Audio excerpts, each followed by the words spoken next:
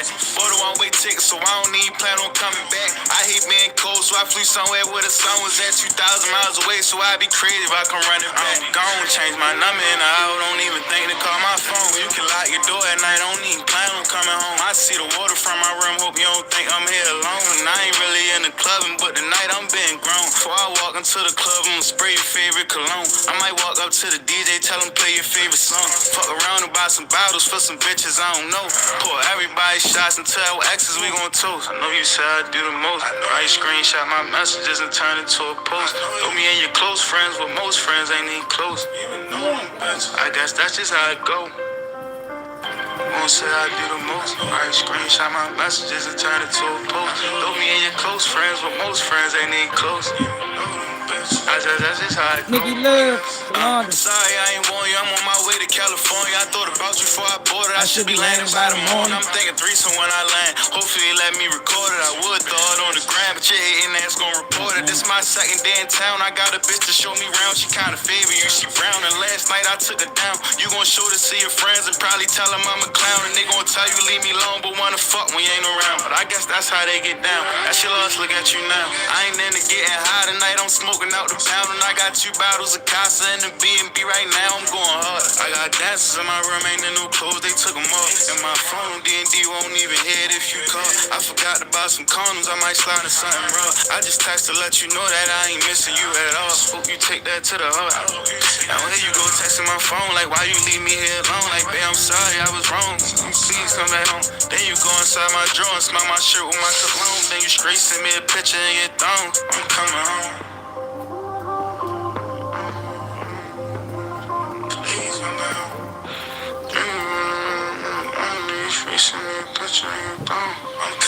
Sorry I ain't want you, I'm on my way from California. I thought about you before I bought it. I should be landing by the morning. I'm thinking dinner when I land. 5-star, I can't afford it. I ain't mean to catch that plane. I was angry when I bought it.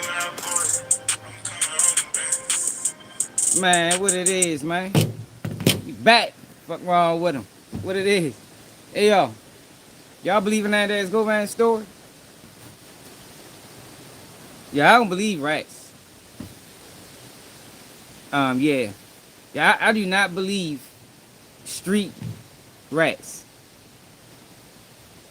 That's why I never understood.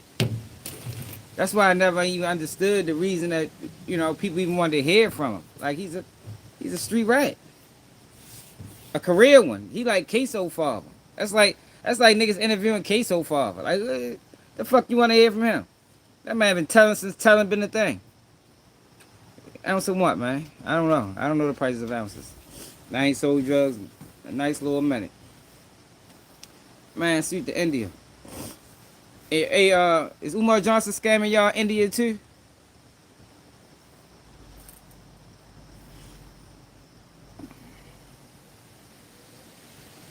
That shit wasn't real, Dre.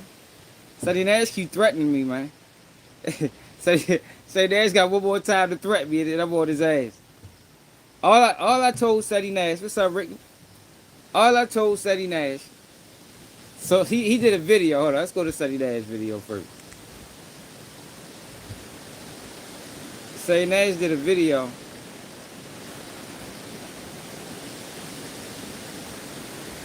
Yeah, they do, don't they? I don't trust street rats. Like I think they need to stop allowing them to testify. Man, fuck yeah, it was fake, man. I mean, hell yeah. Just like the situation with him and Woody was fake. Sy Nash trying to get on, y'all. Any means necessary. Whenever motherfuckers start resorting into pleas, that let you know that yeah, they want in. You know what I mean? Because Kyle say he's a CSI agent. That's why.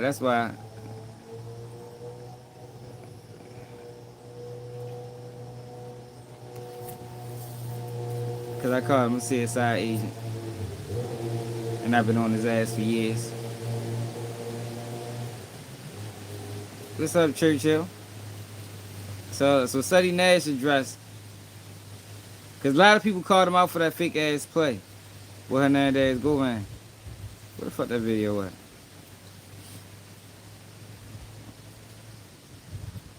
Yesterday.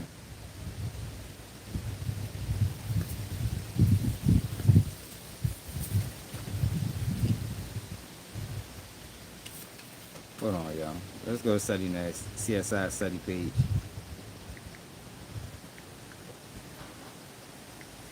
So I told CSI study. I told CSI study. I said, yo, how about you do the video on your career as a crisis actor? I thought that was fair game. I ain't really see nothing wrong with that. You know what I mean? So I don't understand why he responded to me with so much aggression. You know what I mean? I think that's a fair. I think that is a fair question. Sy Nash admitted that he was a not CSI, that he was a crisis actor. So I said, yo, when the crisis actor video coming out? Like you keep talking about all this other shit. Nobody want to hear none. I want the Sy Nash crisis actor video. I want to know the steps of becoming a crisis actor. You feel me? I want to know if is there a headquarters. You know, I think a lot can be learned from that video. Well, I'm trying to find it.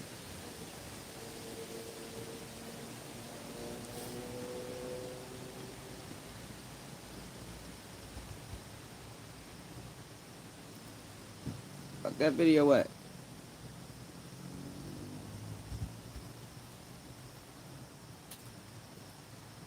Should not have my history. Oh, there it is. Y'all probably seen it. Oh, Saturday night address. I think it's called YouTube.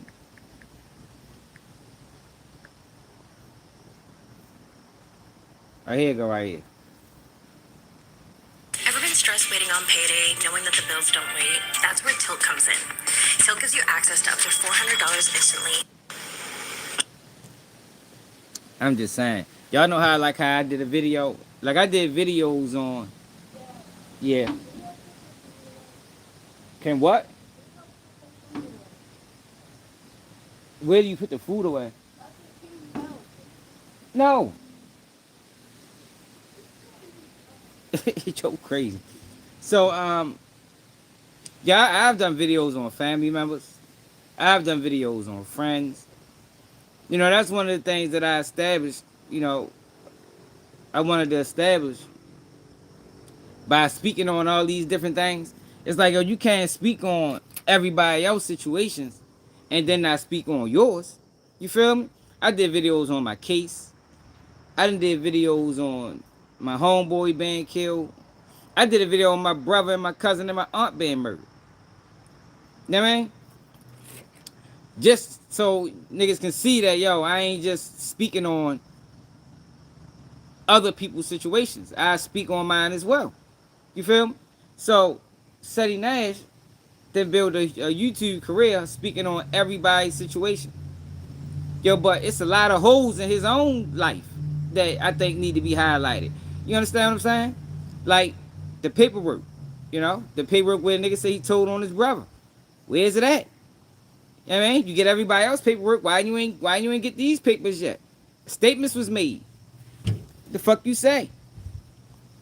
He said he was a crisis actor before. He said, I didn't say this. This came from his mouth. He said he was a crisis actor.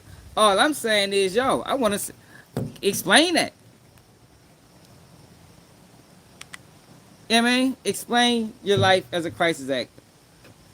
When did it start? You know, how did this opportunity come about? You feel me? Like, I really want to know. You know, you might get somebody. It might be a lot of niggas want to be crisis actors and shit. And that shit might come with benefits. You know, might get $100,000 a year. Might be a good job for people, man.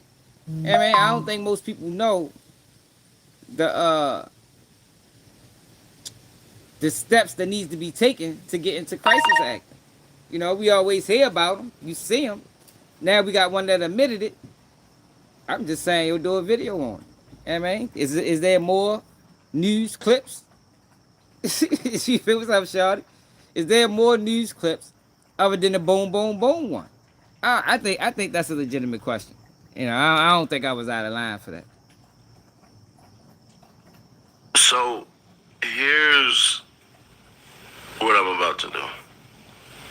Address all YouTubers in one box, alright? Even though that was a circle, box would be something like, I don't know. Anyways, alright. So apparently Sy Nash has a No Jumper interview, a Vlad TV interview, maybe Pierce Morgan, maybe Joe Rogan, who else did he get? Drink Champs, there we go. Breakfast Club. I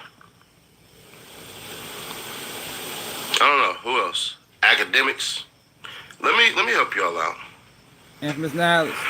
If you want to say it's a play, believe it's a play. It definitely was a play. I'm not gonna fight it.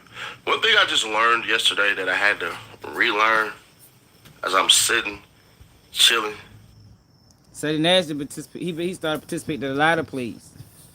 But like I told y'all, YouTube would turn you into that, yo. Like, yo, you don't know how many people I didn't watch build their channels and they transition into the other guys. You know what I mean? Like, they start off on the right track. But YouTube does this to people, yo. And the way they get them is they promote fuck shit. You know what I mean? They promote the videos where you straddling the fence, or you done jumped over the fence into negativity or to clown activity. And a lot of people, instead of fighting against it, you know, because they want money, so I get it. So instead of fighting against it, people keep it going. Like when I was doing videos on Baltimore, right? Every video I've done on like street shit, you know, the YGG Tay beef with T-Raw, that bitch did over 100-something thousand views. You feel me? So what happens is, once you see something like that, people have a tendency on keep going that direction. But I don't want to go that direction. You understand? I never wanted to be just a Baltimore content creator, or my whole platform revolved around street shit going on in Baltimore. Like, nah, fuck no. You know? They try to put you in a box. And a lot of these people allow themselves to get put in a box just for monetary. Yeah, he tripping. Umar for pride. We gonna get on. You know, we gonna find a way to get on Umar before it's all said and done. But yeah. Relaxation. For some people, bringing devastation because they would like to be the first to do everything, and that's fine. I don't know about that, Sonny. I don't know if people really wanted to interview Hernandez Govan. Like, I couldn't sit with, like, I just don't understand. Like, maybe I ain't brought that deep into it. You know, like, I'm not willing to sacrifice my morals and principles to interview anybody. Like, I don't want to sit down and talk to Charleston White unless we discussing the fuck shit.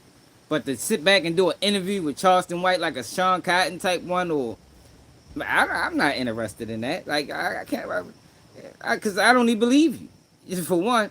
So if I don't believe you, and this goes into the Hernandez Govan shit, if I don't believe you, I'm not going to put you on my platform to lie to everybody else, and I don't even believe your motherfucking stories.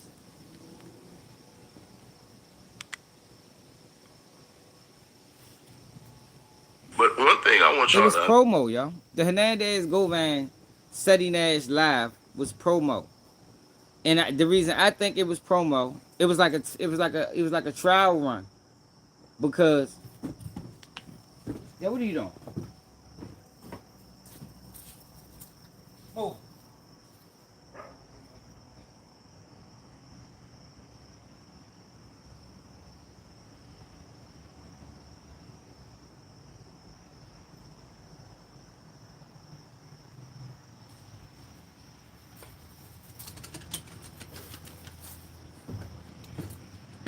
Yeah, and I said this the other day.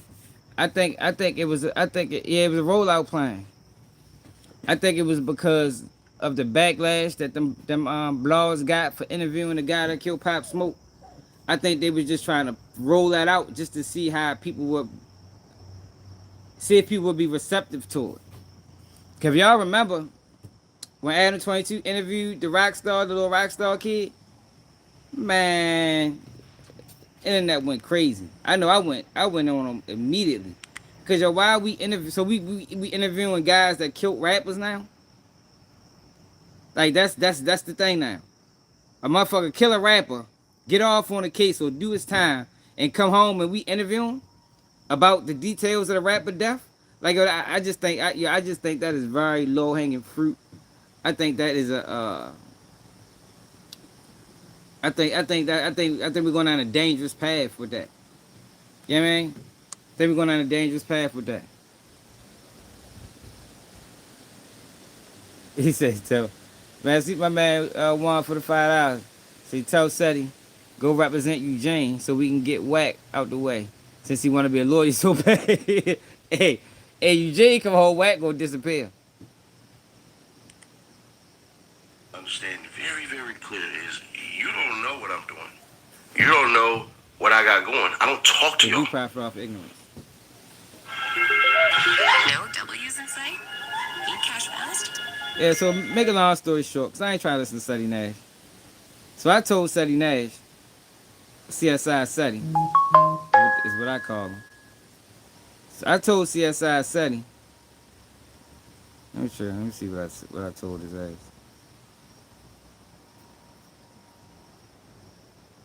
The fuck I tell this nigga. Yo, okay, so all I said was, yo, I want to hear your story on becoming a crisis actor. I do.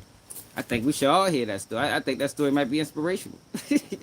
I think the Sy Nash crisis actor story is a much better story than anything he ever told on the internet. You know what I mean?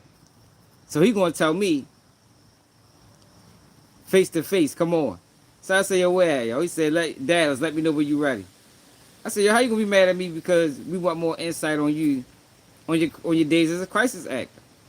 I said, yo, you brought it up. Motherfuckers might want to get a job or something. You could be helping people find the next career in crisis acting. I said, yo, just answer this then, Sonny. Where's the crisis actor headquarters? So he's like, you're not coming? I'll give you a free interview. I don't want no motherfucking interview. I want the Sy Nash crisis actor video by the end of the week. The fuck is the day? Tuesday? By Friday, we should get that interview. Hey, William, I don't know how the fuck you accidentally snitched, but if I was your homeboy, I would cut you off. And I would slander your name all through the streets of whatever city you from. And I release the paperwork and I put it on Facebook, Instagram, TikTok. Yeah, right? Might plaster that shit all through the neighborhood. That's what I would do, William, if you was my homeboy who accidentally snitched on me. That's what your homeboy need to do to you, William. Because you dishonorable.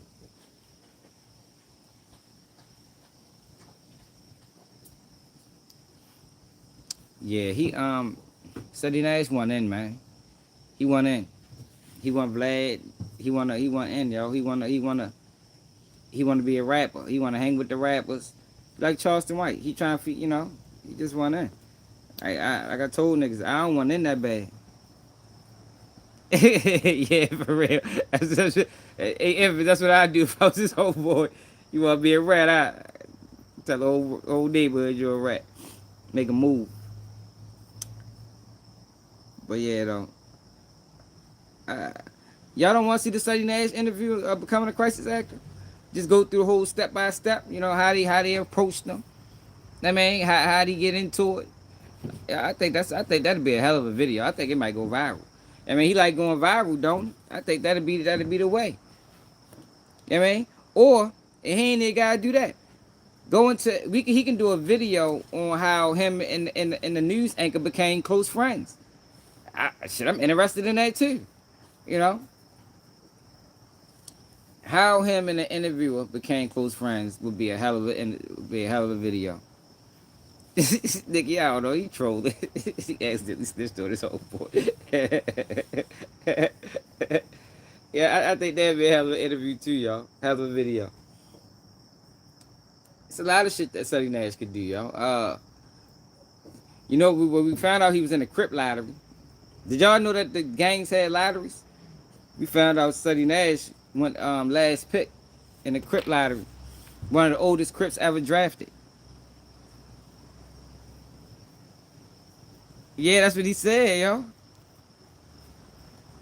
He admitted to being a crisis actor. Let me see if I can find it. I ain't joking. That's what I say. I don't know how he mad at me when he said it. Sy Nash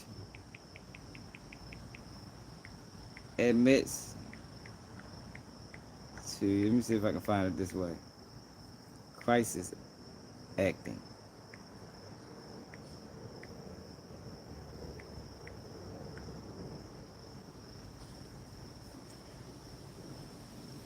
Here you go. Step on the court and make Steve TV did a video on it. all over everything. When you've got smoke-free satisfaction, you've got the freedom. The claim that ICE went into a LA USD graduate. Fuck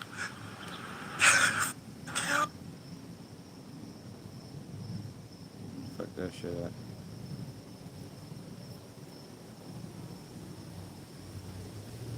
Here you go.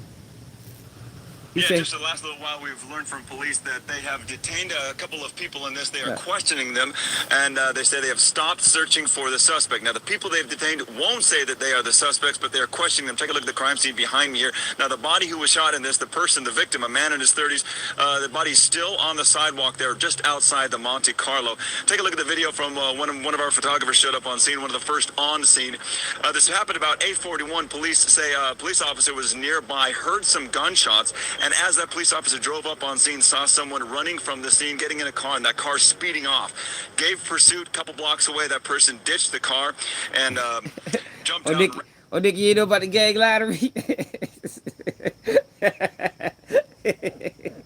I forgot I said that. You heard about the gang lottery? Yeah, we just found that out. Sy Nash was the last pick. Oldest gang member ever drafted. He was in his 30s. Yeah, he was the oldest gang member ever drafted. And off. They searched for quite a while, basically had a helicopter up and really locked down several blocks.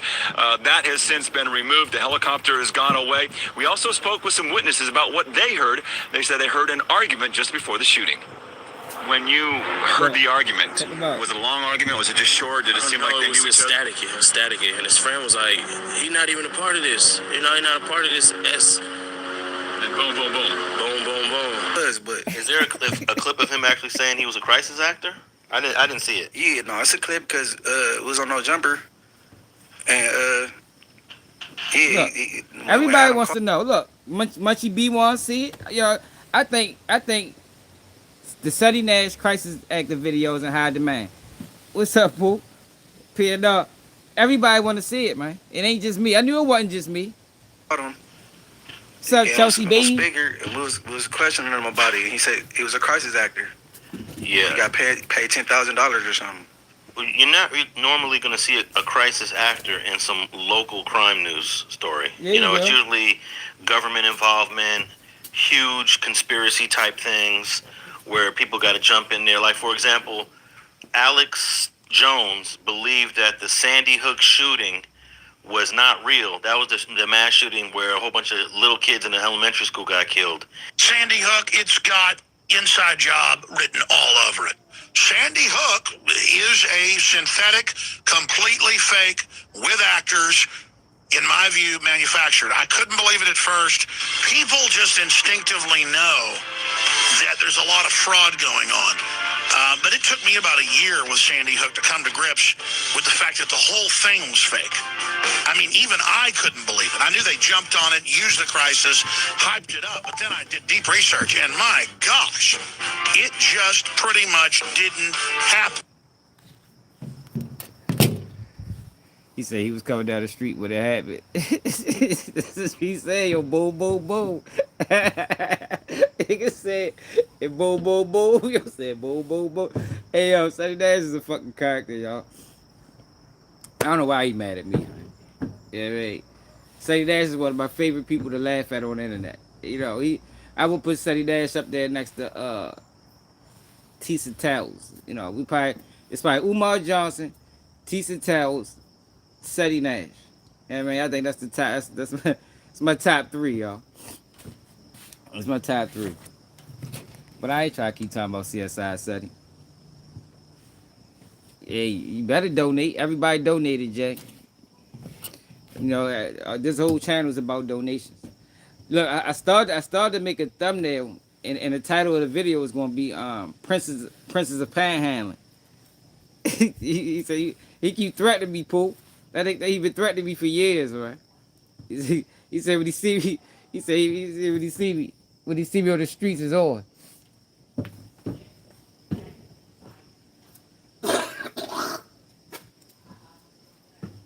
Yeah, yo, but the title of the live was gonna be the Princess of Panhandling, and it was gonna be me and Umar Johnson.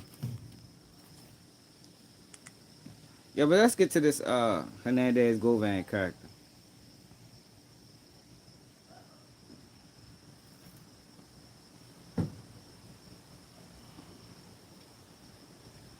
Hernandez Govan guy.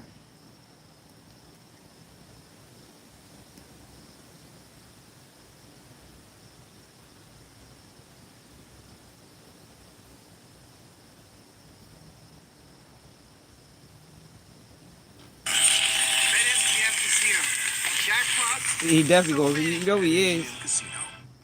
They say that big ass gonna try to hide. So that best stop playing me, man. I don't know what he think this is, but I promise him it ain't. Yeah, man. I promise him, me and him ain't the same type of people, man. 2021, a few months prior to the actual shooting, you were actually working with Straight Drop to try to sign him to CMG. I was.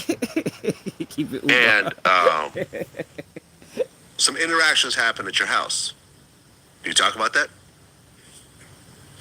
Yeah. Now y'all gotta remember, y'all, when y'all watch these niggas, you gotta keep in mind that he's a federal informant. He been snitching for years. So I can't quote what these people say. You understand what I'm saying? You can listen to it, yo, but to sit back, like I'm saying, people quote him. Well, shit, well, Hernandez Govan said this. Man, Hernandez Govan might say any motherfucker. Hernandez Govan been saying a lot his whole life. Hernandez Govan been saying a lot in the case. You feel me? Like, I don't want to get. I think he said enough, to be honest. I think Hernandez Govan has done enough talking. He don't need to be doing no interviews. He talked enough. Yeah. I was basically trying to put the deal together for Straight Drop. Years prior to that, it's a well-known DJ from Memphis, DJ Lil Larry. He's a friend / associate of mine. Reached out to me and wanted me and my brothers to I think a lot of these dudes immediately possibly. You know, I don't trust a lot of these YouTubers, y'all. I don't trust them. I think a lot of them not organic. A lot of them ain't right. To be honest. Give him the advance money for Moneybag Yo. We met up at my brother's car lot. We listened to the material. And for whatever reason, my brother decided against it. Look where Moneybag Yo is at right now. Yeah. So we was real bitter about that. You know, so and shout out to Bag. But so, you know, when Justin came around, you know, Justin was talented, and we didn't want to miss out on this opportunity. You know, my whole goal was to. Man, I'm not fucking with that nigga. So that nigga tried to, yo say he tried to get Justin Johnson a motherfucking deal, then told on him. These niggas vicious. Yo tried to get him a deal, then snitched on him, y'all. Dang, that's fucked up. I know he's sitting back like, man, I should have never signed. What the fuck was I thinking? At the age I'm at. And so, the fuck was he thinking trying to sign to him? Man, he's getting snitched on by the CEO, man. Imagine being snitched on by the CEO. He tried to get him a job. No, you didn't, nigga. You probably was lining him up the whole time. That's probably really what was going on, to be honest. He probably was lining them boys up the whole time. The whole fucking time. That's how he was able to climb from up under it. Everybody knew. That's probably, yo, that sounds like a more logical explanation for real. The whole city knew, or the whole world knew about this young dog, PRE, and this whole beef that they had going on. Hernandez Govan swooped in. Hernandez Govan swooped in. And everybody booked. That's what the fuck happened. That's what I believe. I believe that happened more than any motherfucking thing, for real. That nigga swooped in, lined everybody up, got everybody arrested. Now he on the YouTube. Now he on the YouTube federal. He in the YouTube federal program with Trenches News and Butter and Lil Woody. I swear I think it's a YouTube federal program going on.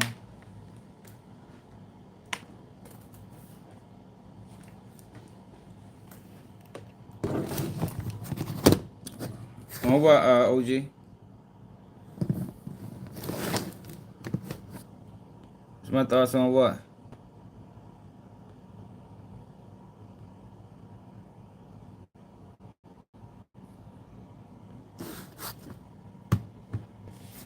Yeah, I think he set them boys up the whole time. Cause y'all remember, yo, he the first person that told. I'm mad I missed the trial, for real, to be honest. Really mad I missed the motherfucking trial.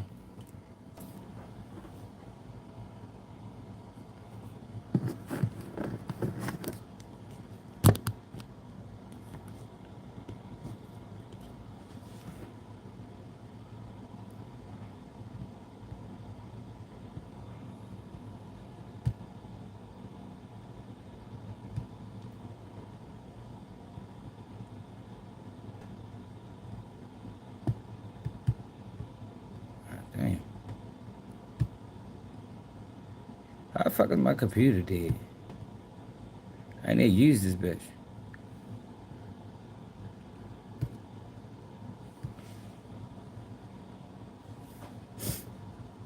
I don't know. I'm thinking they must ain't have a strong case on them. It's hard for me to say because I ain't watched the trial. You know, we typically watch the trials. Yeah, we should have knew something was up when he caught a bail. Like, how the mastermind catch a bail?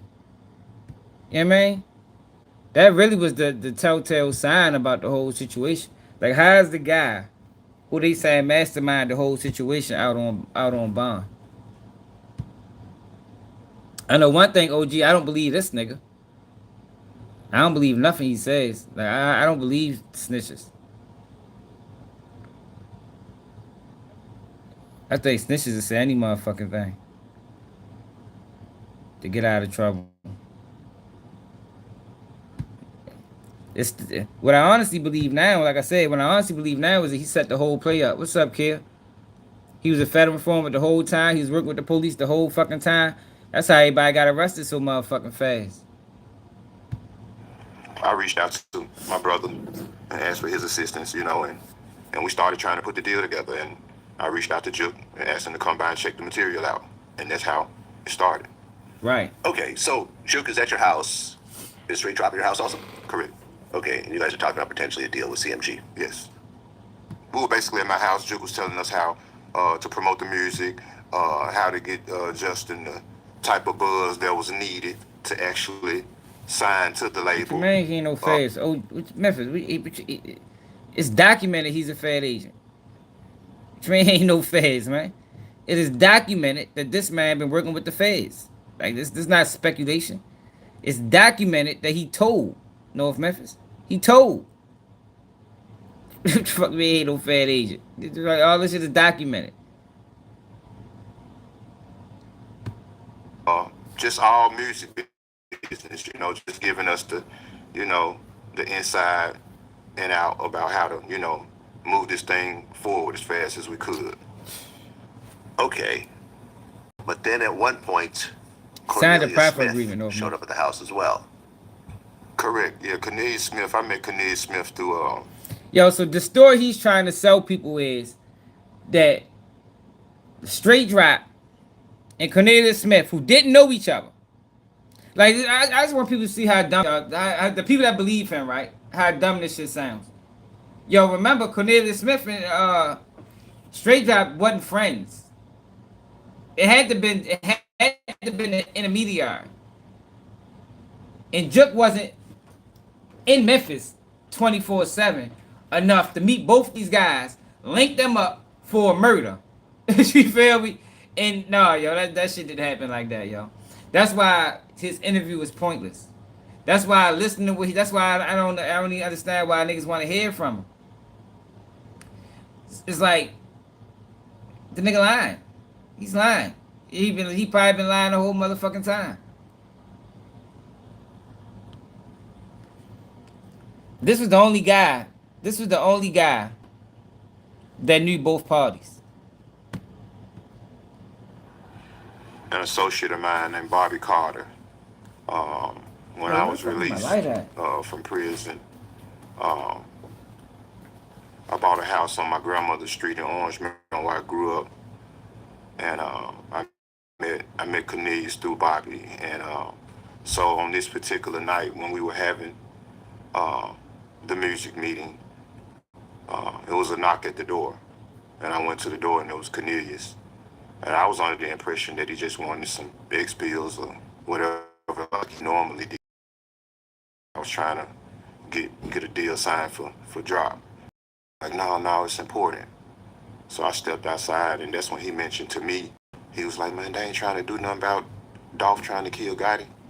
So at that point, I never heard of the incident. You know, I heard of it, if you reverse it, I done heard of it their way, you know, the attempted hits on Dolph, but at that point, I hadn't heard anything about someone trying to do anything to Gotti. And I told him that wasn't my business, and I wasn't finna go back in and mention something to Juke that he hadn't said anything to me about. And so I just left it at that. And went back in and finished discussing the music and the action. Alright, this nigga full of shit. This guy's full of shit, y'all. Yo, I wanna look into that situation, yo. That situation with Cat Williams and the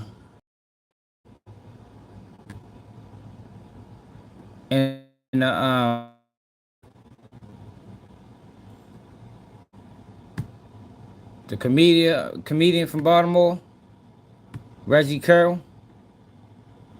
You got Donald Trump. So he looking for the death penalty for DC residents.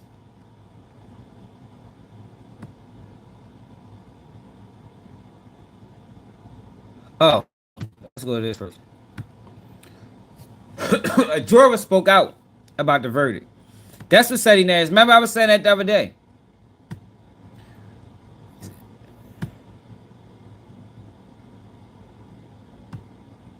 I was saying CSI said he should have did this.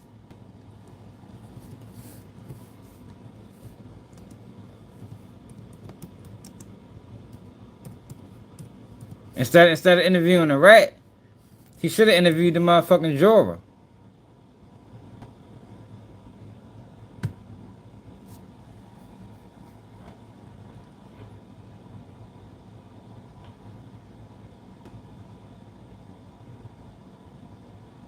That's how most police forces is. Imagine being able to build an app with your name on it just by thinking about it. Meet Base Because social media, see, this case was complete AI. This case was sloppy because social media intervened. Social media intervened, man. It kind of fucked the case up. The case against Straight Drop was sloppy. The whole case was sloppy.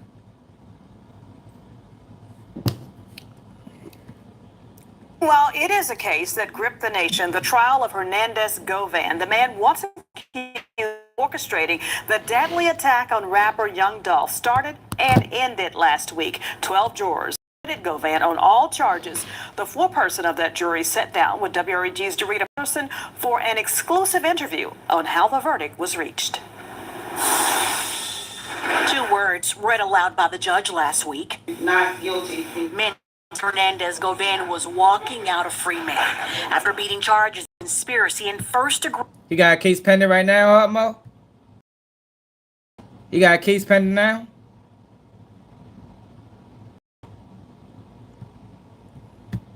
Murder in the shooting death of rapper Young Dolph. For the first time, the foreman of the 12-member jury says it is because of two words that decision to acquit was made. Purely circumstantial. Reasonable doubt, he went on to say, created when the defense began poking holes in the prosecution's case. Something the foreman noticed, he told us, was District Attorney Steve Mulroy as he popped in during the trial. He knew right then and there, if that's the state's case, this isn't going well.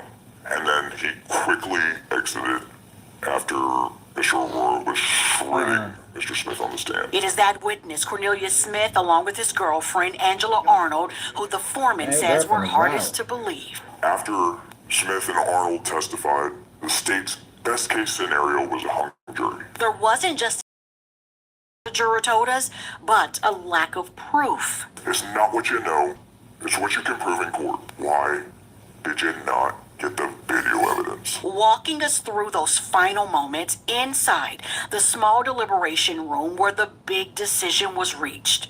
We all were kind of on the same page except for one person. That person felt conflicted about the definition of conspiracy. Eventually, all of the jurors came to the same conclusion. There were tears afterward. You know, the judge even said, like, this is a big thing. Meaning, would not be leaning in favor of Young Dolph's family. I'm sorry for what we had to do, but that wasn't our choice. In the end, it was a clear choice, he told us, as Hernandez Govan would walk out of all charges. Reporting for your news leader, Jarita Patterson, WREG, News Channel 3. And the full person told us the reason he did not want to reveal his identity is because there has been a feeling of uneasiness following that verdict. So Byron Blake did a video on it? I mean, I already know what's up with niggas. It's like, yeah, I don't need to see nothing extra. Let's see if Byron Blake said that. Byron Blake, man. I think it came across my feed.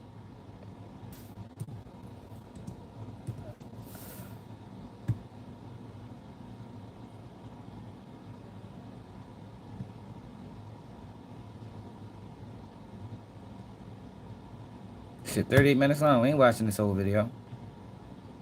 I can watch a good 20 minutes. 15.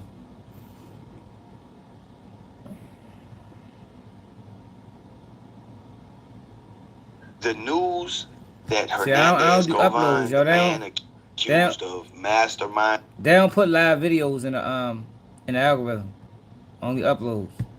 Or helping to mastermind the murder of Young Dolph was acquitted has been shaking the internet up. I mean, everywhere you look, people talking about this. A lot of people are upset about the fact that he's being paid for interviews and booked. A lot of people are upset about the coverage that he's getting. A lot of people are upset that people are not continuing to accuse him of this because he was found not guilty. Yeah, I just think that's a dangerous precedent to start interviewing guys that supposed to have something to do with rappers being murdered and giving them platforms to explain the situation. I think that is a dangerous precedent that we setting, and it looked like it's already set, and it's set with Pop Smoke Killer. I don't think people really need to hear from Govan. I mean, we heard from the courts. I mean, we heard from the courts. What more do we need to hear? All the evidence was out that they had, and you know, it is what it is. It's just creating a lot of commotion. Today I decided to bring y'all some and salute content. to everybody, yo. We getting better with the shares, man. We getting better with the shares. Salute to everybody. Appreciate y'all. 9 shares. I say, God damn, we only got 9 shares, but we've been going up ever since. We gotta get to like 200 shares a week, man. Related to this, Yeah, like but it's 50. gonna be a little different from what you have seen. Today we are going to look at Hernandez Govan's criminal history. There have been a lot of accusations about him being a federal informant or possibly being a federal informant. And there's also the issue that Justin Johnson, aka Straight Drop, the guy who was actually convicted of killing young Dolph and sentenced to life, there's the issue of his attorney stating that Hernandez Govan took a proffer deal during this case. And that's leading people to come to the conclusion that he was acquitted because he is a federal informant. So I feel like, being that I have the knowledge that I have about the legal system and how things go, maybe I could attempt to explain this to people and break this down. And also, again, this gives us an opportunity to look at Govan's history, and see if we can determine things based off of that. So we're going to do a little rundown real quick. Y'all know how I do, man. I don't waste no time. Let's get right to it. On October 17th of 2003, Hernandez Govan was unlawfully committing the offense of possession of a controlled substance and driving without a license. The officer who completed the affidavit called to a location about drug activity. The defendant, Hernandez Govan, who was observed in the driver of a 2004 Jeep. This vehicle still had the engine running. The defendant gave officers identification, then proceeded to leave the vicinity of questioning. Officers smelled a fair odor of marijuana on the defendant's person. Officers proceeded to catch up with the defendant, and upon encountering him, for officer safety, they patted him down. Once they patted him down, they discovered a small pouch of drugs containing marijuana. While out on bail from those charges, less than 30 days later, he would be arrested again and charged with possession of a controlled substance with the intention to manufacture, deliver, or sell, bartering, giving away, or obtaining legend drugs. According to the officer who wrote the affidavit, the defendant and his co-defendants were found in front of an address in a 99 Dodge Intrepid. When the arresting officer put the spotlight on the suspect vehicle, he noticed the defendant and co-defendants all started putting unknown items under the seats of the vehicle. The officer advised all defendants to place their hands on the roof of the vehicle. The defendant Walker and Hill complied. Defendant Govan exited the vehicle and fled the scene. Defendant Walker and Hill were detained as the arresting officer looked through the window of the suspect vehicle and observed several assorted prescription drugs on the front passenger floorboard where defendant Walker was sitting. There was a pint-sized bottle of an unknown prescription syrup on the driver's side front floorboard where the defendant Govan was sitting. There was a large clear plastic bag containing 41.9 grams of marijuana on the rear left passenger where defendant Hill was sitting. Defendant Govan was found 2 streets from where he fled. The prescription drugs and marijuana were tagged in property and evidence. And as we see, these are 2 separate instances, 2 separate drug-related charges. And though he would plead out to lesser charges, both of those incidents led to convictions. Now, let's fast forward to 2006. On October 27th of 2006, the officer appeared in front of the court, filing an affidavit charging Hernandez Govan with possession of a controlled substance with intent to manufacture, deliver, or sell, driving with a suspended license, and violation of vehicle registration law. According to the arresting officer, he was doing regular patrol when he observed the defendant in a 2000 Pontiac Grand Prix with no tags, traveling westbound.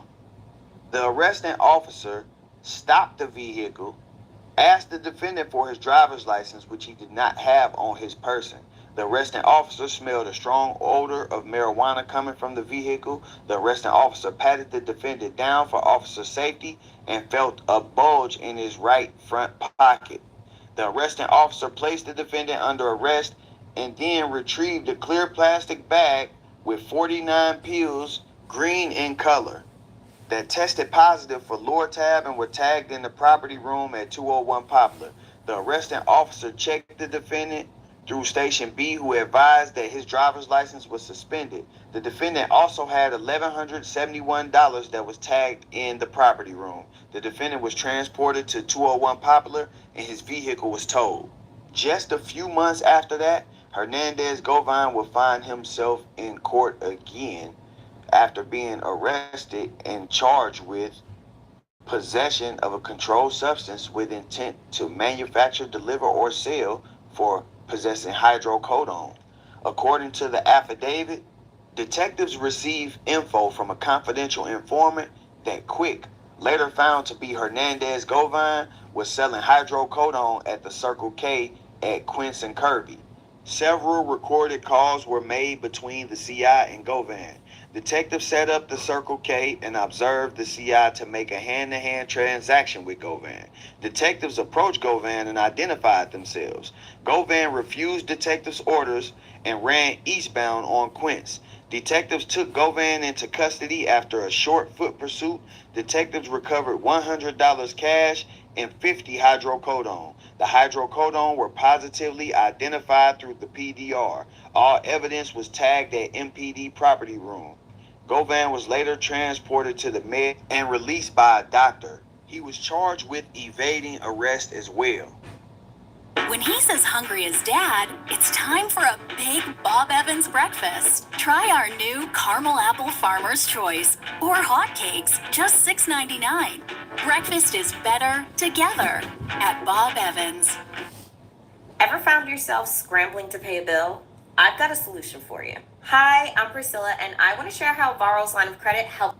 Govan would then be arrested again in April of 2012 and charged with convicted felon in possession of a handgun, possession of a controlled substance, to wit hydrocodone, and possession of a controlled substance, to wit marijuana. According to that affidavit, on April 8th, 2012 at 1:15, Officer Sy Nash and Officer C. Moffitt were on routine patrol in the parking lot behind the businesses at 380 Beale Street, checking the parking lot for vehicle prowlers due to recent car burglaries. Officers observed 4 black males sitting in a white 4-door 2012 Chevrolet with the doors open to the vehicle. As Officer Sy Nash and Officer C. Moffitt approached the vehicle, officers could smell a very strong odor of raw marijuana coming from inside of the vehicle. Officer C. Moffitt observed 5 marijuana blunts sitting on top of the center console in between the driver, defendant Hernandez Govan, and passenger, defendant Steve Cooper. Officer Sy Nash approached the vehicle from the driver's side and observed defendant Hernandez Govan stuffing a clear plastic baggie containing what appeared to be a green leafy substance. Defendant Hernandez Govan was asked to step out of the car for officer safety and conducted a pat-down for weapons, at which time defendant Hernandez Govan advised officers he had a small bag of weed in his left front pocket. Officer Sy Nash removed the clear plastic baggie containing what appeared to be marijuana and also contained 9 hydrocodone pills, white in color, labeled Watson 503, which is listed as a Schedule II drug. Officers placed defendant Hernandez Govan into custody. Officers conducted an inventory of the vehicle, and Officer Sy Nash located a loaded Smith & Wesson 9mm loaded with 16 rounds and one in the chamber located on the front driver's seat sitting next to the center console where defendant Hernandez Govan was sitting. Defendant Hernandez Govan was convicted of a convicted felon in possession of a handgun on April 4th, 2008 and was sentenced to 1 year in Judge Higgs' court. Defendant Hernandez Govan was arrested and transported to Felony Response Office. Defendant Hernandez Govan was transported to jail. The firearm serial number was checked on Station B, which showed to be taken in an auto burglary report. The 9 hydrocodone pills and marijuana for defendant Hernandez Govan was tagged at property and evidence and tested positive for the THC, weighing 9.12 grams. Now, this case would eventually go fed, and we're going to get to that part. But I wanted to highlight that throughout these other cases I've named, There's also the gun charge from 2008. I didn't put that in here because I wasn't able to get the paperwork and actually break down what happened. But as you see, this case mentions it. So we got about 3 or 4 drug cases and 2 gun cases between 2003 and 2012. Dang. But this would not be the end. Hernandez Govan was arrested again just a few months after this on October 21st of 2012, and he was charged with aggravated assault and reckless endangerment. According to the affidavit, on October, Lieutenant P. Morton Street when he heard several gunshots. Morton then observed the 2 defendants running southbound on Critter and turning back and firing shots at the victim standing on the east side of Critter, with 1 round striking the front door at a residence. The defendants then fled on foot as Lieutenant Morton pursued them. Defendant Hernandez Govan was located at a residence. Defendant Michael Wilson was located behind a shed at another residence.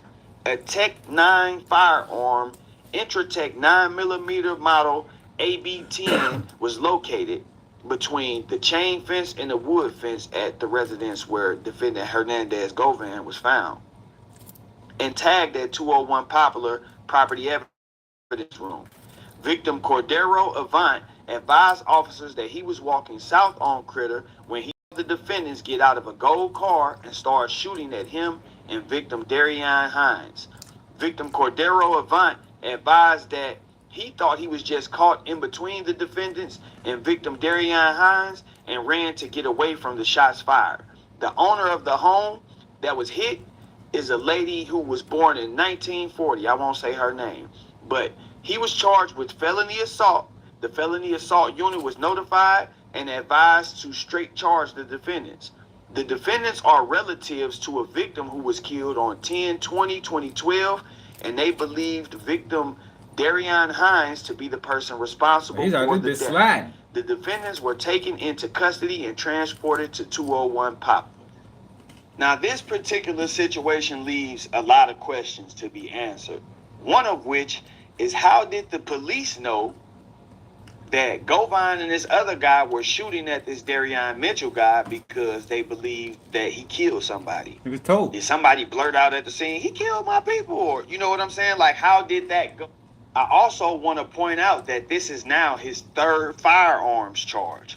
So now we have about 4 drug-related offenses and 3 weapons charges, 2 of which are active at the same time within months of each other. Damn. So as I said earlier, the feds would swoop in and charge him for the April case, the possession of a gun while he had the weed, and he would plead guilty to possession of a firearm while drug trafficking. The crazy part about this is he was only sentenced to 40 months. So think about this: 5 different drug cases, 3 different firearm charges between 2008 and 2012. 2 of those charges in the same year, and he was only sentenced to 40 months. They give him 60. Now, a lot of people who with the federal process as far as criminal history points, the point system, and criminal history categories are amazed that he only got 40 months for these. And these are just major charges that I mentioned to y'all. As y'all see, I left out the 08 gun charge, and he got about 47 different cases on his docket. So a lot of people are amazed that he only got 40 months. And they speculating that he's some type of informant or snitch or something. And that's supported by the fact that if you look at his federal docket, everything is sealed. The plea agreement paperwork is sealed. All of the motions, everything is sealed. You can only see the basic stuff. He filed a motion. You can see the order. They probably been getting him up for YouTube for a long time. You heard me? They knew they was going to put him in the federal YouTube program. God damn, everything's sealed. Order for the motion. You can see setting letters, stuff like that. It lets you see his judgment, but even the judgment is redacted. If you look on the docket, it'll say judgment, and then it'll say redacted judgment. So that's causing a lot of people who are just familiar with the system to say, man, dude is a snitch. He's a confidential informant. There's no reason for that paperwork to be sealed up. That leads me to my next point in the next chapter of this story. A lot of people are supporting their argument that he is a confidential informant with the information that Straight Drop, Justin Johnson's attorney, revealed. And no, Memphis ain't about having money. Why are you selling cases? What you selling cases for? People sell cases when they got something to hide. If you ain't got nothing to hide, keep that bitch open. You should want it open. That Hernandez Govan proffered while this case was going on. So I'm going to explain to y'all the proffer situation, because just like you have guys who think they can go in the interrogation room and talk their way out of crimes or manipulate police officers, you have guys who go into proffer sessions and do the same thing. A proffer session is basically an interrogation, but you have made an agreement with the government prior to going into the session that you will tell them the truth, and nothing that you say during this proffer session can be used against you. It's called use immunity. So it's not complete immunity, but it's saying that none of this information can be used against you. Now, they do have something called derivative use.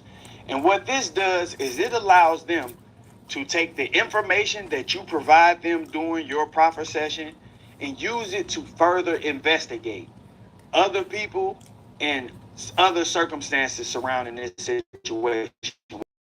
You give them, they can take it and use it to further their investigation.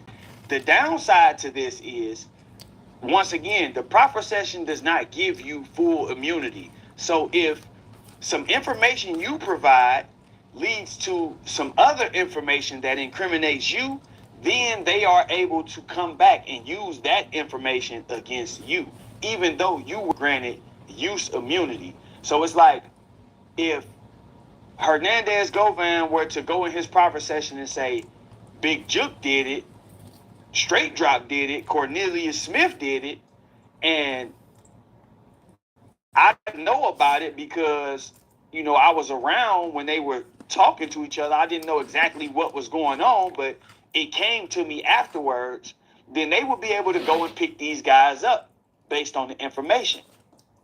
If they turned around and gave information like Cornelius Smith did, then that information would be eligible for use against Hernandez Govan under the derivative use clause. So if Hernandez Govan said Cornelius Smith stole the car in his proffer session, they wouldn't be able to come in and say, we know Hernandez Govan is guilty because he knew that Cornelius Smith stole the car.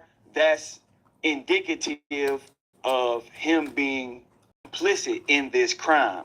However, if they go pick up Cornelius Smith says, yeah, I went over there and stole the car, but Hernandez go to get the car. He told me the reason that he needed the car, and he told me that he would pay me to go get the car. Then they can use that information for Hernandez Govan. So what I believe happened in this situation is that once these guys started getting rounded up, it turned into a free-for-all. Every man for themselves. Everybody started pointing fingers, telling on each other, blaming other people. Straight Drop and Cornelius were cooked from the beginning, from the second the police found out. What are the facts, North Memphis? You keep saying, what are the facts? Give us the facts. Because it look like he's going over the facts right now. What are the facts? The facts is that man been getting time. The facts is he did very little prison time. The facts is he signed the proffer agreement where he implicated other people in crimes. The facts is during that proffer agreement session, the things that he said cannot be used against him. Those are the facts. Now, what facts do you have? What are your facts? Or what facts are we missing?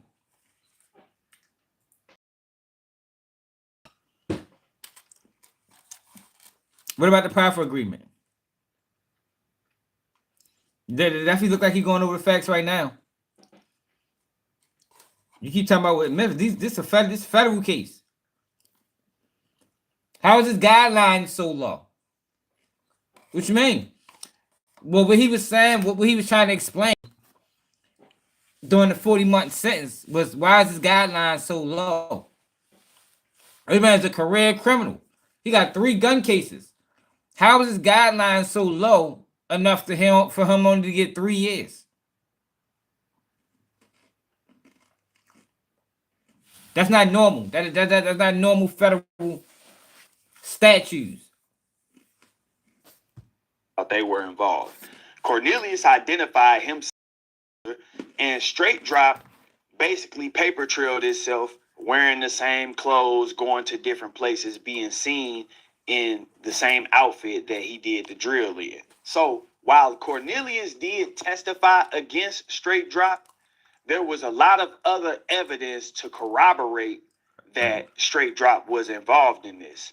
On the flip side of that, you have Hernandez Govan. All they have are some phone calls, some text messages, and it really comes down to the word of Cornelius Smith as to whether Hernandez Govan was directly involved in the planning and plotting of the murder, or at least setting it up.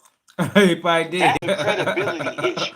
And when you put in front of the jury that Hernandez Govan proffered in this situation, meaning he talked to the police, now that creates a motive for Cornelius Smith to point the finger at Hernandez Govan. You know, like, okay, I'm an actual shooter, but I need somebody to blame so I can get off in this situation.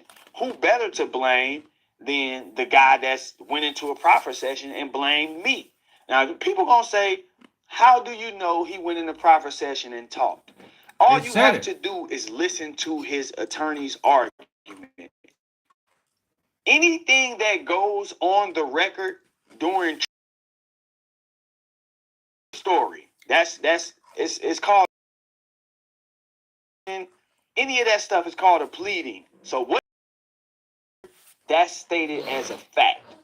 Hernandez Govan's attorney went into the trial room and said, hey, my client didn't do anything. All he did was hook Big Jook up with these 2 guys. Once he hooked them up, Big Jook did all of the talking. Along with other things that incriminated Big Jook and basically pointed the finger at him and those guys.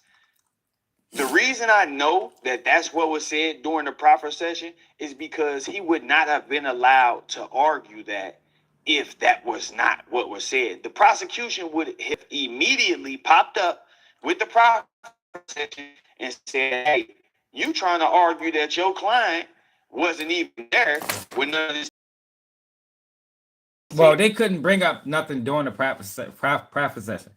So it wouldn't matter. It wouldn't have mattered what argument was made in the courtroom, because the details of what was discussed at the proffer session was agreed that it can't be brought up against him at trial. That he hooked Big Jook up with these guys. So the storyline that he's telling during trial is the version of events that Hernandez Govan provided during his proffer session. Now, I know some of y'all gonna ask, if he took a proffer session and he was a witness against these guys, why didn't the prosecution call him as a witness during Straight Drop's trial? Had they called him as a witness during the trial, they would have had to give him a deal. I don't believe that the prosecution believed his story for a second. I don't believe that they believed the information that was in his proffer session, but they didn't need him. Similar to did not call him the defense. They didn't need him. They felt as though they had a strong enough case with Cornelius Smith telling. Like, sometimes, yo, it's really just that simple, yo. It ain't always gotta be like a detailed, over-detailed explanation as to why they didn't do something. They thought they did good enough because he was going to testify, but they thought they did good enough. They thought the defense didn't refute the evidence enough, and they thought they did enough to secure a conviction. There wasn't no need to bring him. No, you don't want to keep bringing too many people into the case. You know, that's how Diddy case went the way it went. The prosecution and Diddy case should have wrapped that case up in 2 weeks. As that case went further and further along, and they kept bringing more and more, the case started unraveling. So this case, the Young Dolph case, they did enough by Cornelius Smith. They brought Justin Johnson brother up there. They didn't need to bring Hernandez Govan. They didn't need to bring him. Had no way to prove that he was lying. So they agreed to the proffer session and gave him the use immunity just to get him to tell a story. That's my theory on that. They wanted a statement from him. They needed a statement from him. And they gave him immunity, use immunity. Basically, whatever you say cannot be used against you by us. But no, what they did was they used Hernandez Govan to snitch. Once Hernandez Govan snitched, then you go back to Cornelius Smith, you go back to Justin Johnson, and you say, look, this is what we got. We got Hernandez Govan saying that it was a meeting held between you, Justin Johnson, and Big Joe. Now, Justin Johnson more than likely denied it. Which in North Memphis, yo, it's rats in Memphis too, y'all. Like don't start doing that, y'all. And you spamming. Like you only gotta say no once. So now you go back to them with this new information, and it's like, what you want to do? It's either you gonna continue the pattern, or you can deny it, and we'll see you in court. And Cornelius Smith continued the pattern. He verified those claims. He added credibility to what Hernandez Govan was saying. We can go to Cornelius Smith and tell him that you said this about him, and he can give us information that we can use against you. So I really feel like the state, basically Brad Brick, he basically said what I said. But yeah, that's what they do. That's how they operate. Trying to convict this guy, they were trying to crush him. They tried to put him in a trick bag, and that's obvious from the fact that he was still taken to trial even after he proffered. Usually when guys go in here and proffer, they'll drop the charges, or they'll offer them some type of plea deal or plea negotiation. He wasn't given that option. And that's usually how it goes for people that the government doesn't believe, or people who go into the proffer session and try to finesse the Fed. What he did was he took all accountability away from him. More than likely, like Byron Blake said, I ain't had nothing to do with nothing else. I just linked them together and I fell back. And they took that information and they took the what's it called? But it wasn't enough information for them to say, they could have offered them a deal. I actually think they dropped the ball by not offering them a deal. Yo, that don't take away from what Joe did, though. It's like you tripping. Nobody have to tell. Just because they was on camera, does that mean nobody had to cooperate? Like, yo, that is a nonsense argument. What, you cool with y'all? Y'all grew up together? That's your friend? I hope not. If he was your friend, I hope you still fuck with his ass now. It don't make a difference if they had all the clothes. It don't make a difference if they had the gun. None of that makes a difference. People still snitch. It don't matter what the fuck they had. They could have had a rock solid case. That ain't got shit to do with Hernandez Govan going in that bitch talking about the meeting. If you go in there and give them like some half answers, half truths, or they can see that you giving them a runaround just to try to see how much they know. But that has nothing to do with Hernandez Govan. They ain't giving you no deal. They gonna take you to trial and they gonna try to put the hammer on you. You are lying. Y'all got to keep that in mind. Cornelius's word against Govan's word. He admitted to the phone calls. He admitted to being there and all of that stuff. but he denied any involvement in the planning of the murder. Exactly, that's what he They did. had no solid evidence against him aside from this other guy's testimony.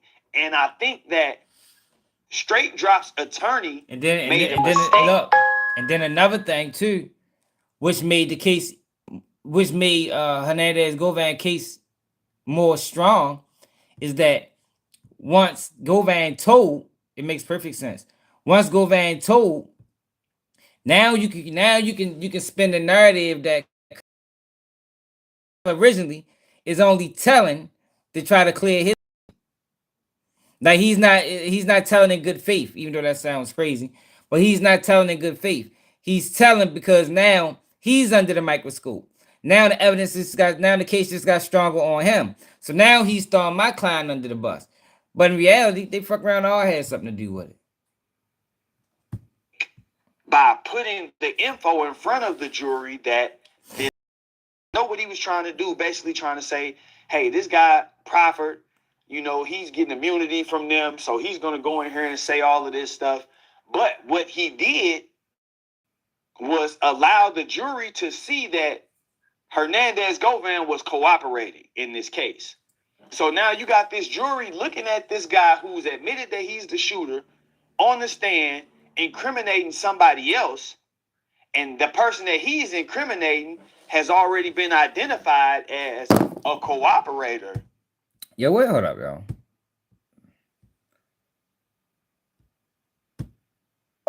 Cornelius Smith testifies against Hernandez Govan.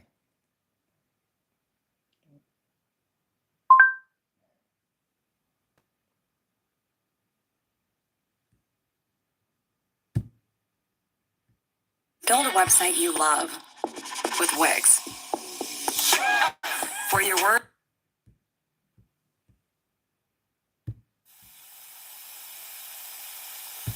Yeah, he was already up there. I jumped out the car, and me and him was having a one-on-one discussion. He was saying that. You also mentioned, I'm sorry, that you mentioned something about cleaning. About the glass there, that the window had shattered in the street by the house.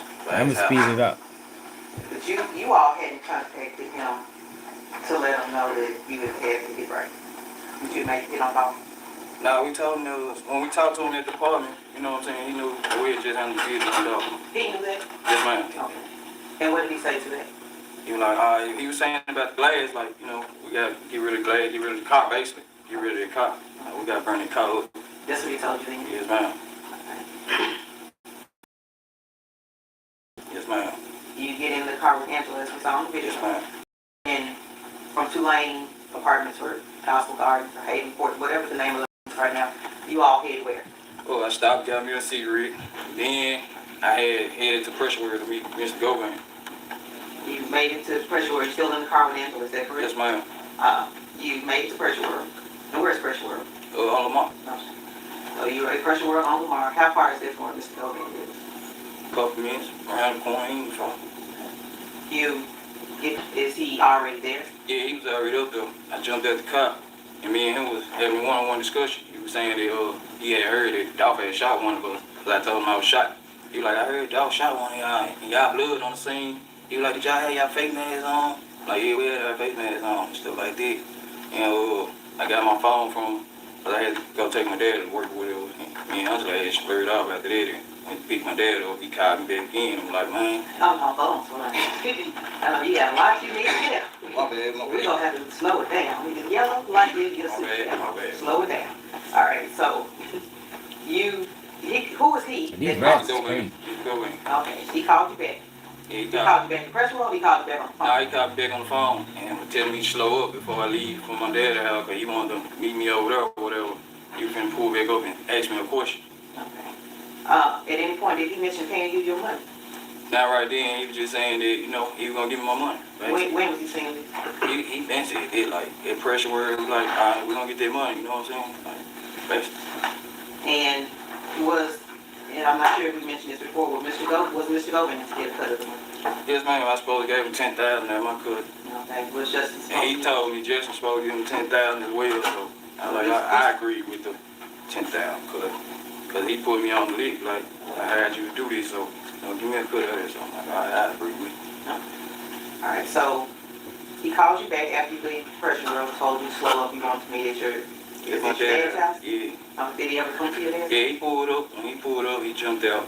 Now, the conversation, I really forgot what we were talking about right then, but it was concerning what just happened or whatever. But, I was like, man, give me a couple of hours right quick so I can give me some more pills, because he said he had them, and I was shocked, so I needed to know what, you know what I'm saying? He gave me a few dollars, and he left. He gave you what? He gave me about $30, $40, then he left. And that was the same day that happened? Yes, man, it was like an hour or so later. Were you still with Angela then? Nah, she had left and took my dad to work for me. I stayed back so I could talk to him. Did you see Mr. Govan anymore after that day? Yes, ma'am. Later on that night, I pulled back up at his house. He was on the phone with Justin at the time, and Justin was... Justin? Yes, ma'am, Justin Johnson. And Justin was talking about cash out for him some money so that I could get another wound kit, because I was bleeding bad or whatnot. I pulled up over there, he gave me a few pills or whatever. And, he gave you some... That man from drawing them pills, boy. Oxycodone. He got me some extra pills. God damn. Nah, that was because I had to get up early that morning and go get a car cover. He gave me some money to buy a car as well. You know, to cover that car that was sitting across the street. You know, he like, first he kept bringing cover. But, you know, he said, he gave me money to go get the car cover or whatever. When did he give you the money? That night, he gave me the money. The night of? That night before. It's a lot of nights. The same night, the same morning, that car got discovered. The night before that, he gave me the money, because I went to AutoZone that morning and got the car cover. And I was going to wait till it got dark and put it on the car, but they discovered the car. Alright, so, but he gave you money the night before? Yes, ma'am. Okay. Let's talk about what else happened the night before. The night before the car was discovered? Yes. I had went and wiped it down or whatever. I went and wiped it down. I had called him and told him that I was going in the backyard to wipe the car down. Yeah, he definitely on the pill. Like that, you know where he is in the backyard. Even though he lived across the street? Yeah, even though you know what I'm saying? Cause, well, I'm saying, like, in the streets, you know, you watch your surroundings, basically. So, you know, you see some funny stuff, you get, you know, kind of street life we live. You'll get kind of scary, and you get to shoot things somebody after you. Then what it just happened, you know, you're on doubt, you get killed. So, you know, you have to be aware of everything. So, did he give you the money when you went to wipe the car down? Nah, he didn't give me the day. Well, I probably got the dates mixed up or whatever, but the day that the car got discovered, the night before he gave me the money to get a car cover. When was it, if you can remember, when you said you went to wipe the car down? It was a couple days, like around the same time I got the car cover, if not the same day, you know. I wiped the car down trying to get the prints, make sure there were no prints on it. Alright, when you were wiping the car down, what were you wiping the car down with? Some like cleanest plaster. I can't tell you exactly what I put on it, but I had a rag, had some stuff sprayed on the rag, and I just went and wiped it down. Alright, now was this rag soaked? Like, nah. Dipped it in some products? Or you nah, I just sprayed some stuff on it. Do you remember what it was? Nah, I really don't.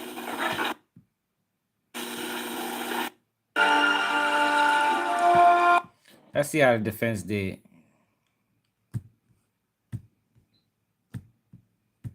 Were you promised anything for your testimony? No, ma'am. Do you hope to receive something from your testimony? I'm praying for it, but I've been asked for a bond. I wasn't promised nothing. Yes, ma'am. You spoke to me a few times, right?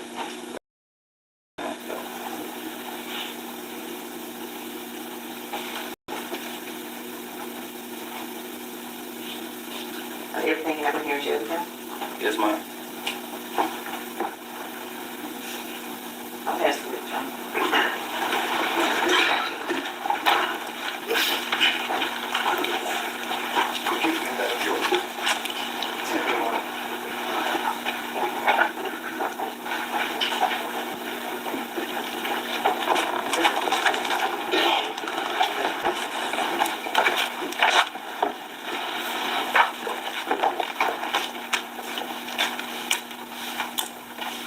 Well, it's been proven he's a rat.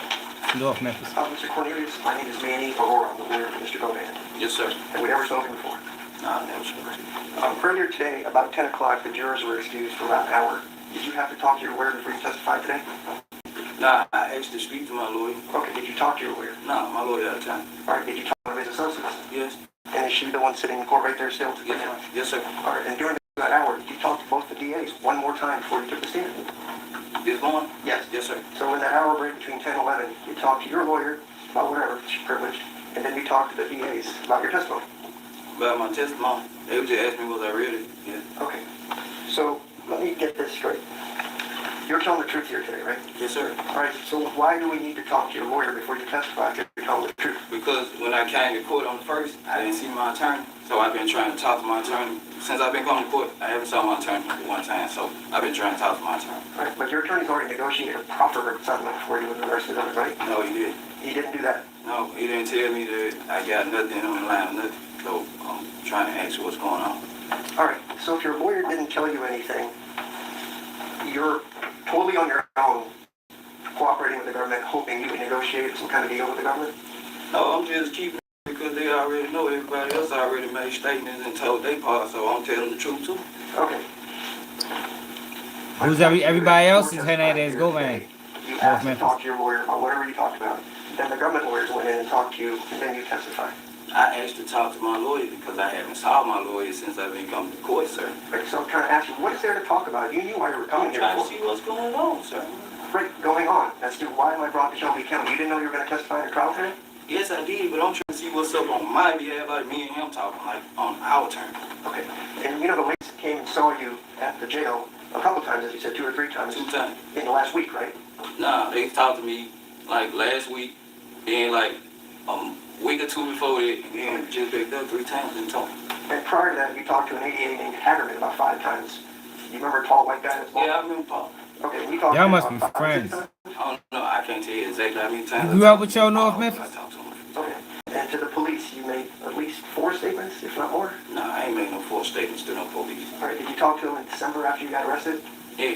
Did you talk to him again at least in March of 2022 after you got arrested? I talked to Paul again. Okay, that's the prosecutor, right? Yeah. And he had the cops with him? Yeah. Okay. So you get arrested in 2022, just about a month later, right? Right. Cops in March, is that right? Right. Okay, and then you talked about that, right? Yep. You remember talking to federal prosecutors in August of 2022 and making a statement? I don't know who I was talking to, and I don't remember like what time it was, but okay. Yeah, I talked to him. All right. And you remember when you previously given statements, you acknowledged you lied to the police throughout this process, right? You denied everything. And I ain't say throughout the process. I didn't say that. All right. When I first spoke to them, when I first got locked up December 9th, I was intoxicated. So, you know, I really didn't want to talk. Like, okay. So you are now telling me that on December 9th, the police illegally questioned you while you were drunk. They didn't wait for you to sober up? I didn't say they illegally pushed me. I said I was intoxicated. And I said I would talk to you, so, but I talked to them, I was intoxicated. Okay. Your arrest is made by the U.S. Marshals, and so you would have been intoxicated at the time the Marshals arrested you? Yeah. And this is in the daytime, right, during the day? Yeah. All right. And so you're really close to your daughter's birthday on the day they arrested you, but you're drunk. Is that right? Nah, let me check this out. These had me. I saw them trailing me. U.S. Marshals trailing me. They was calling me the whole morning from the time I got up. After I saw him, the next day it was on. I saw them trailing me. I went and got cake and ice cream for my daughter. I dropped Angela off at work. I dropped her cake and ice cream off at the school. Then I went to my children's mother house and dropped the phone. Okay, when did you get intoxicated? Early in the morning. Okay, so like I already had these pills that night, from that night on. I already had pills and stuff. Okay. Let's go back. The night before you got arrested, let's just presume you got arrested on December 9th, 2021. Yeah, I went to sleep, but I had these pills to wake up on. All right, who did you get the pills from? Someone else. Okay, you got a name? You don't remember, do you?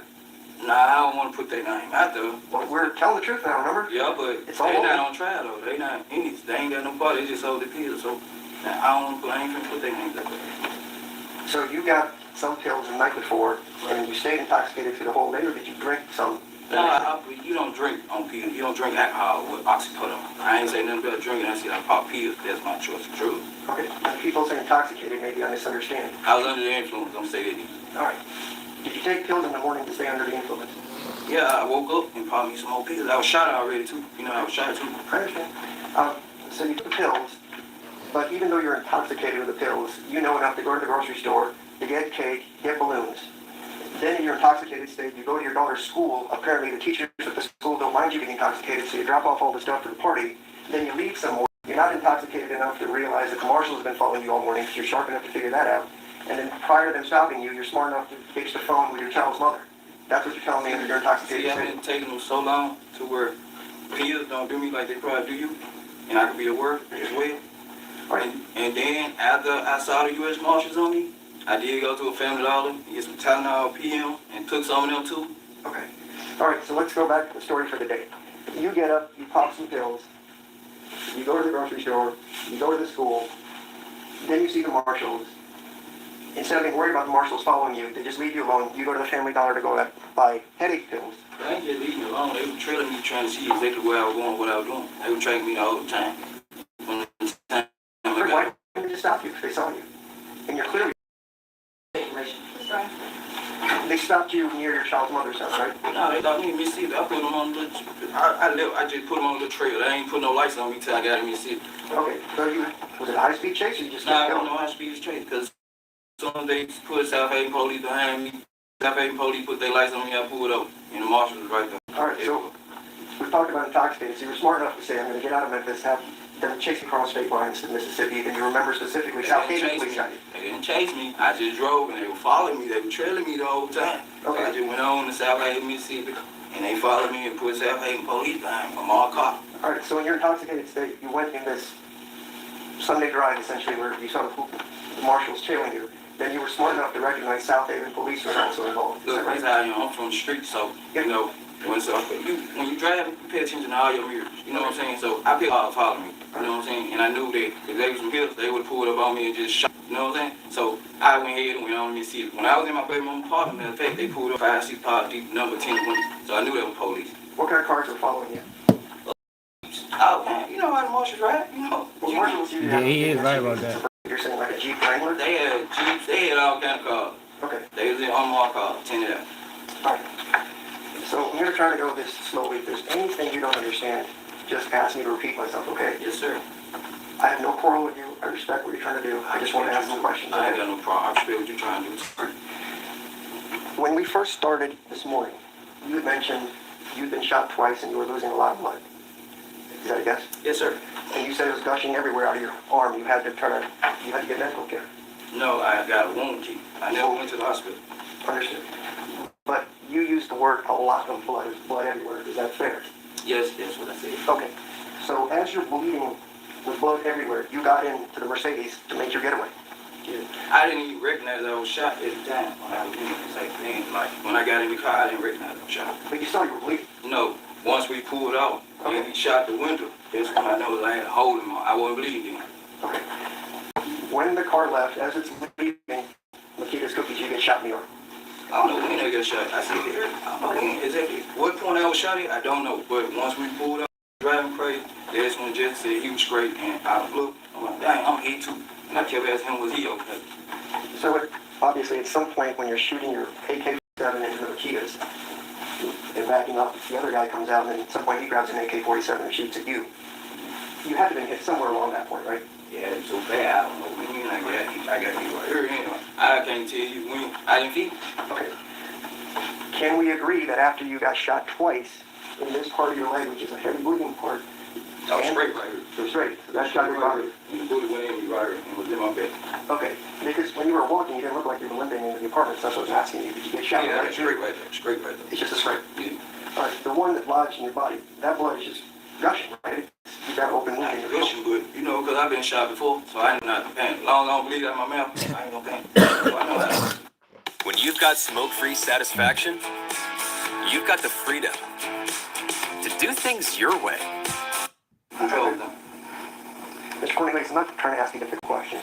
Were you bleeding heavily from the gunshot wound in your arm? Yeah, you gonna bleed heavily. You gonna bleed. That's all I'm asking. Yes, sir. And as you're bleeding, you're sitting in the car going to Bradley Street where you dropped off the car. Yes? Yes, sir. Okay, so there will be blood in the car. I mean, you're bleeding heavily. Nah, I'm sitting up. I'm sitting up actually, man. And I got on a pull-over sweater, you know, and I'm not panicking, so the blood ain't I'm not panicking. Yo, this is all frivolous information, man. He said he was hit. But Just have this 1 second, Your Honor. what that is? Bradley? Nah, Bradley is the street they stay on. Close towards what's the Crossway Street? Man, little homeboy. Like really, I ain't wanna say this would go being hired, you know what I'm saying, to handle the bid. I'm like, go being homeboy, I need to get up with you. I'm trying to get my bread. Alright, so when you said inbox, is that an email? I forget what I had. It might no I forget what it was. Okay. And the reason I ask is you didn't want to give up anything or do anything, but earlier, when you first met Jook, you said Mr. Govan introduced you as Little C, the guy on the shooting of Whoop. So we already knew you were a shooter. So why would we need all the cloak and dagger if you're trying to reach out to Jook? Nah, because look, this had me, man. After the shooting or whatever, after they discovered the car or whatever, Justin had got with me and was like, man, look, man, Jook saying that he'll keep with us on his own terms or whatever, and don't trust Govan or nothing like that right now, you know what I'm saying? So in my eyes, there's so many crosses, you know what I'm saying? Like Justin had ran out with cake. I couldn't trust him. I couldn't trust nobody, you know what I'm saying? So I was like, man, I'm gonna take initiative on my own. And he took up on his little, I forgot it was Instagram or something, you know what I'm saying? And I was like, man, we go in homeboy, you know what I'm saying? Like, get up with you. Really, I need my money. Did you ever text Mr. Jook at all during the course of all this? That's what I was saying on the website, like on Instagram or Facebook, something like that. I forgot what it was. I ain't have his number personally. I could not contact him, like call his phone and say, Jook, where my money? No, I couldn't do that. Okay. Could Angela do that? No. So nobody... Angela ain't know none about no Jook or none of these. Like, no, she couldn't get Jook up. She don't know him or Govan.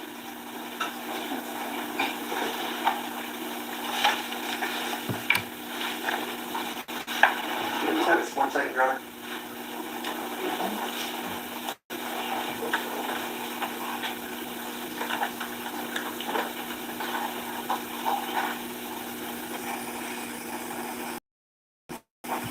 What that is? Bradley? Nah, Bradley. Yeah, close towards what's the Crossway Street? I'm not from Memphis. It's been a long time. I ain't been out there. I can't tell you. The reason I ask is you also mentioned you just lived a couple minutes from Mr. Govan's house, right? Okay. So you live a couple minutes from Mr. Govan's house. Bobby lives across the street, some 3 houses down. And you and Bobby did the first shooting of Wu when you guys had a shootout with Mr. Wu. Is that correct? Yeah, me, Bobby, just, and we got, Mr. Govan got me his gun. Okay. Gun. So fuck up.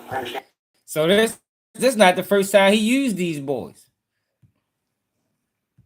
This not so based off this testimony. This ain't the first time he used them. And was Treon Ingram also there for that shooting?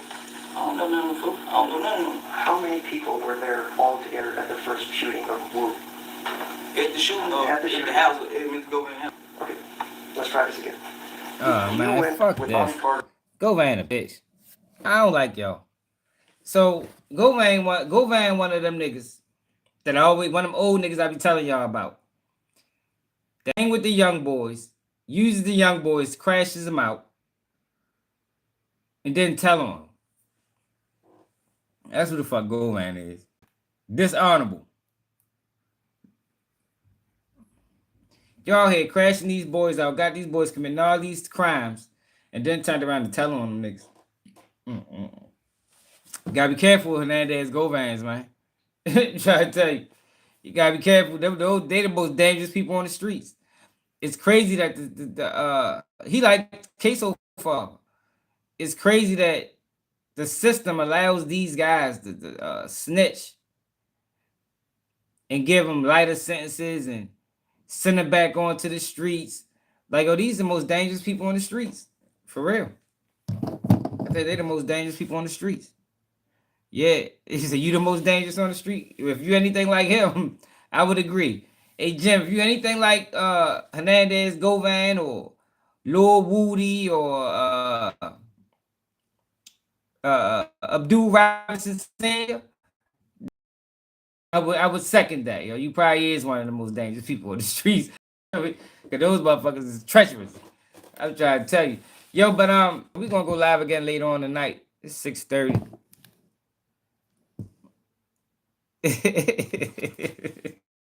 It's 6:30. We ain't gonna be live real long for real. Yeah, make sure you hit that like button. Make sure y'all share the live. Like I said, yo, we've been doing good sharing the lives. Hit the cash app, brothers and sisters. Later on, I think we're going in on Umar. You know, we ain't giving Umar no breaks. Yeah, he will suffocate his ass. But it's another day of Keep It G News. Oh shit, we ain't done. We ain't done. God damn it. We ain't done. My fault, y'all. We ain't done. I gotta go back to that. What happened with Cat Williams and the The news never stops. what happened with Cat Williams and the Baltimore comedian that got murdered.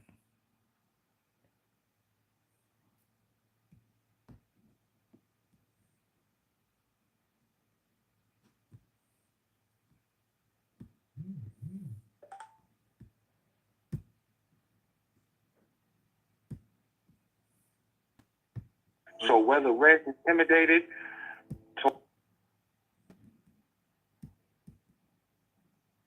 Fox 13.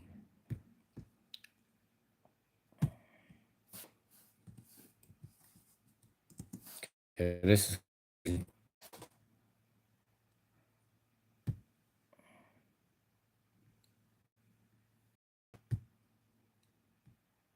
fuck you'll get killed on the road.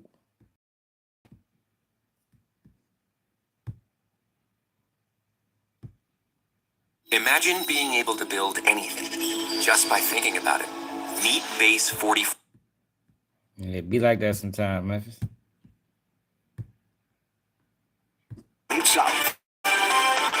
Tonight, the comedy world is mourning one of their own. Nationally known comedian Reginald Carroll was shot and killed in South Haven. While his accused killer is in jail, Fox 13's Martin Staunton brings us the tributes from our community and across the country. Carroll was 52 years old when his life came to an end on this street in South Haven. We spoke with people in the community about the idea that a world-renowned comedian was murdered here. But it's crazy. Like, who would want to murder a person like that? That's what's going through my mind. I read his charts. The boy said he's invincible. Reggie Carroll spent the past 3 decades bringing laughter across the country. He first appeared on BET's Comic View during its first season in 1992. The tall tooth stand over top of the short tooth, then the third tooth ain't even looking at the camera.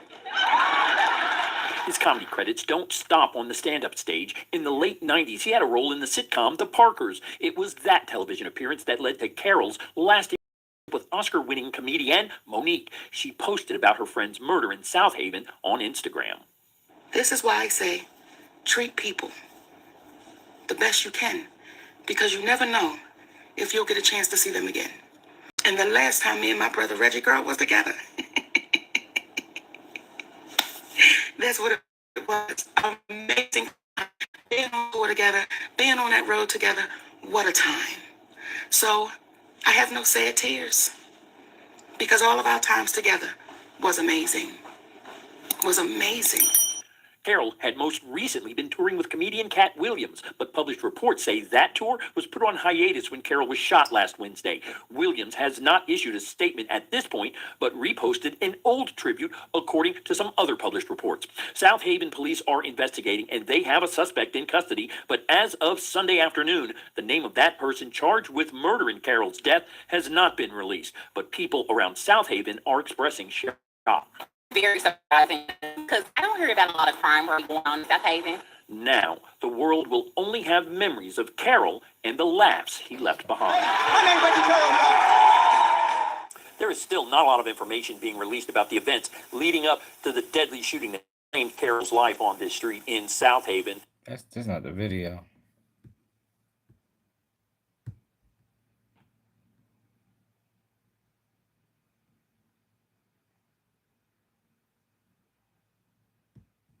It's not the same video. Reggie Carroll's family in Baltimore says they have so many questions with very few answers about his death. Man, it's like, you know what I mean, your family member, your brother, your close relative, man, and they go out of town and, you know, and something happened to them and you don't know what exactly. Monday morning, 6 days after what police called an isolated shooting, South Haven PD confirmed they arrested Trinell Williams for Carroll's murder. Carroll's brother, Kemp Earl, explained to me why Carroll was in South Haven. Here out there with Cat Williams. According to Carroll's Instagram page, he was traveling on Cat Williams' current Heaven on Earth comedy tour. 3 independent sources confirmed Trinell Williams was also on the tour as security.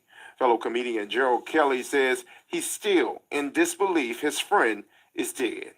I'm still numb. I'm frustrated. I'm ready to go. I'm ready to go to war.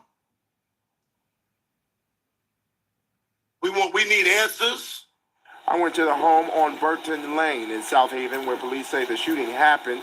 It's also listed as Trinell Williams' last known address. I found a request to vacate the property on the door addressed to Onyx Owl, LLC, a clothing line owned by Cat Williams. The reason behind the request, according to the note, is a shooting that resulted in an arrest last Wednesday. Man, Rand shouldn't be dead right now. In South Haven, Jeremy Pierre, Fox 13 News. Reggie Carroll's family in Baltimore says they have so many questions with very few answers about his death. Man, it's like, you know what I mean, your family member, your brother, your close relative, man, and they go out of town and... Yeah, I don't know, man. You said blur? Thanks. Yeah, I don't know. I guess we'll get more information on that situation. I know he shouldn't be getting killed on tour. And man, like that ain't typical. And it sounds like you was killed by members of your tour. You know, I don't know. We're gonna keep an eye on it though. That shit crazy. That shit crazy. But now we is ready to get off live. I just wanted to see what the fuck was going on with that. They evicted Cat Williams now because of the situation. I don't know. But yo, make sure you hit that like button. Make sure you subscribe to the channel. It's another day. Keep it you need. And